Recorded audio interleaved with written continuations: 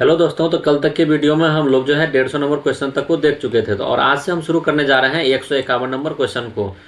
और ये सभी क्वेश्चन जो है किसी न किसी परीक्षा में पूछे जा चुके हैं, चाहे वो रेलवे हो, एसएससी सीजीएल हो, एमटीएस हो या और भी अदर कोई भी एग्जाम हो, उसमें पूछे जा चुके हैं। तो चलिए शुरू करते हैं आज का पहला क्वेश्चन। भारतीय संविधान में धर्मनिरपेक्ष राज्य की अवधारणा किस देश से ली गई है? तो भारतीय संविधान में धर्मनिरपेक्ष राज्य की अवधारणा किससे ली गई है? तो ऑप्शन नंबर बी सही जवाब हो जाएगा, फ्रांस से ली गई है। अनुच्छेद 17 किससे संबंधित है? अनुच्छेद 17 ऑप्शन नंबर बी अस्पृश्यता का अंत है। अगला सवाल हम लोग का, संविधान का कौन सा अनुच्छेद राष्ट्रपति को क्षमादान की शक्ति देता है? तो अनुच्छेद का ऑप्शन नंबर बी सही जवाब हो जाएगा 72।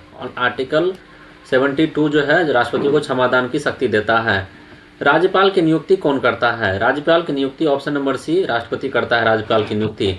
राज्यपाल का कार्यकाल कितने वर्ष का होता है? तो राज्यपाल का कार्यकाल निश्चित नहीं है, वो कभी भी हट सकते हैं और कभी भी फिर दोबारा से किसी को नियुक्ति किया जा सकता है। भारत में पहला भाषाई राज्य कौन सा बना? तो आंध्र प्रदेश पहला भाषाई राज्य बना।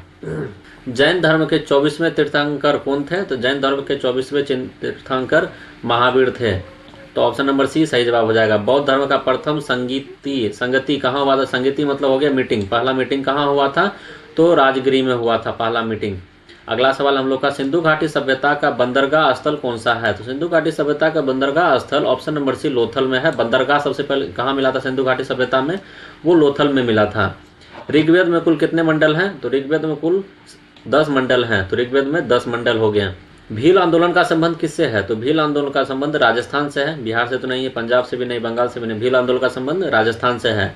भारत का सबसे बड़ा यूरेनियम भंडार कहाँ है? तो ऑप्शन नंबर बी सही जवाब हो जाएगा, तुम्बपल्ले में है।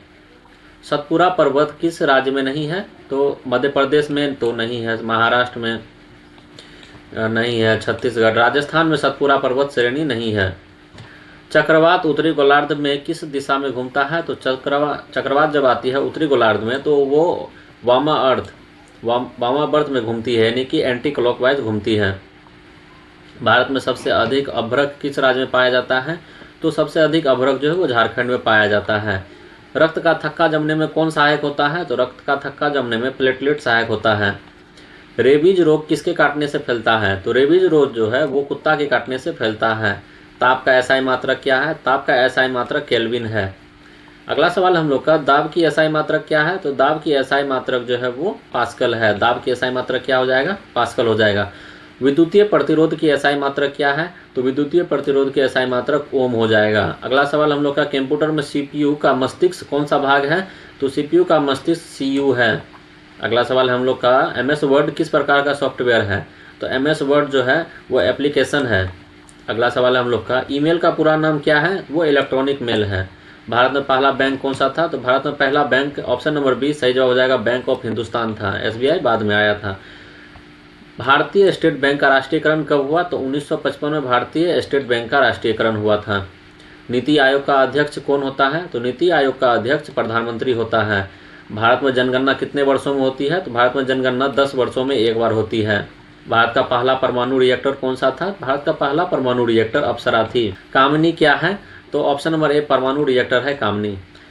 आईएनएस विक्रांत क्या है? तो आईएनएस विक्रांत जो है वो विमान वाहक पोत है। अगला सवाल हम लोग का, मिसाइल मैन ऑफ इंडिया किसे कहा जाता है? तो एपीजे अब्दुल कलाम को मिसाइल मैन ऑफ इंडिया कहा जाता है। तेजस क्या है?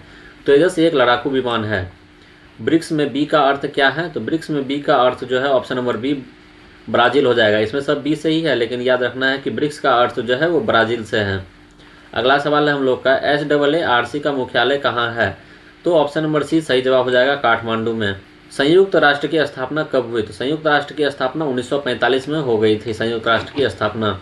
संयुक्त राष्ट्र में कुल आधिकारिक भाषाएं कितनी हैं? तो 6 भाषाएं हैं संयुक्त राष्ट्र में। भारत संयुक्त राष्ट्र का सदस्य कब बना? भारत संयुक्त राष्ट्र का सदस्य कब बना था? 1945 में। जिस वर्ष उनको स्थापना हुई थी संयुक्त राष्ट्र की, उसी वर्ष जो है भारत संयुक्त राष्ट्र का सदस्य बन गया था। नोबेल पुरस्कार की शुरुआत किसने की? Option number B Alfred Nobel ने है नोबेल पुरस्कार की शुरुआत की। और नोबेल जो नाम है वो इन्हीं के नोबेल सरनेम से लिया गया है। अगला सवाल हम लोग का, भारत रत्न कितने वर्ष शुरू हुआ? भारत रत्न जो है ऑप्शन नंबर बी 1954 ईस्वी से शुरू हो गया था भारत रत्न। भारत रत्न पाने वाले प्रथम व्यक्ति कौन थे? तो ऑप्शन नंबर आपको बी याद रखना है, सी राजगोपालाचारी। अगला सवाल है, द हिंदू समाचार पत्र किस शहर से प्रकाशित होता है? द हिंदू समाचार पत्र ऑप्शन नंबर सी चेन्नई से प्रकाशित होता है। भारत का पहला हिंदी समाचार पत्र कौन सा था? भारत का पहला हिंदी समाचार पत्र option number A Udant Martand था। अगला सवाल हम लोग का, गीतांजलि किसकी रचना है? तो गीतांजलि जो है option number C Rabindranath Tagore की रचना है। नील दर्पण नाटक किसने लिखा? तो नील दर्पण नाटक जो है ऑप्शन नंबर बी सही जवाब हो जाएगा, दीनबंधु मित्र ने लिखा है। गोदान उपन्यास किसकी रचना है? गोदान उपन्यास जो है ऑप्शन नंबर बी प्रेमचंद्र की रचना है। अगला सवाल हम लोग का, भारत का राष्ट्रीय वृक्ष कौन सा है? ऑप्शन नंबर बी सही जवाब हो जाएगा, बरगद का पेड़ भारत का राष्ट्रीय वृक्ष है। भारत का राष्ट्रीय नदी कौन सी है? तो ऑप्शन नंबर सी गंगा है। कच्छ का रण किस राज्य में स्थित है? कच्छ का रण जो है वो गुजरात राज्य में स्थित है। सियाचिन ग्लेशियर कहाँ स्थित है? तो सियाचिन ग्लेशियर वो लद्दाख में स्थित है। भारत का सबसे ऊंचा युद्ध क्षेत्र कौन सा है? तो भारत का सबसे ऊंचा युद्ध क्षेत्र वो सियाचिन ही है। तो आज के वीडियो में हम लोग कंप्लीट किए 150 नंबर क्वेश्चन से 200 नंबर क्वेश्चन तक को आज हम लोग वीडियो में कंप्लीट किए हैं। अगर आप वीडियो में कंटिन्यू बने रहते हैं तो आपको आने वाले वीडियो में भी इसी तरह के जीके का वीडियो आपको मिलता रहेगा, जिससे कि आपका आने वाला कोई भी एग्ज़ाम हो तो वो आप तैयारी कर सकते हैं यहाँ से।